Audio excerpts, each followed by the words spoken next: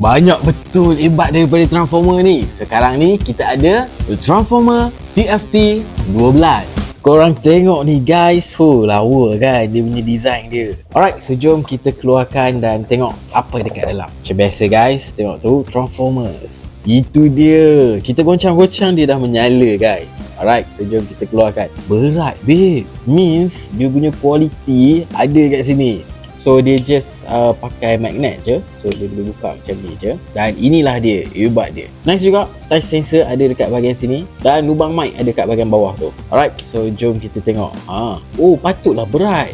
Dia bukan plastik guys. Korang dengar bunyi dia besi kot. Patutlah berat. Alright, ada lampu dekat sini. Dan Type-C dekat bahagian bawah untuk charge. Dan ni bahagian belakang dia, TFT 12. Dia ada bagi satu USB cable Type-C dan satu user manual. Jom kita test. Wow, tak syak lagi. Inilah monster yang kita kenal. Dia punya bass dia memang best, berdentum-dentum. Nice. So kalau korang dah pernah guna mana-mana monster, kualiti dia lebih kurang. Nice. Sebab bass best, kualiti bunyi dan kekuatan bunyi memang cantik. Dan yes, dia juga ada game mode. Bila kita test latency dia, lebih kurang macam earbud yang lain, 50 ms.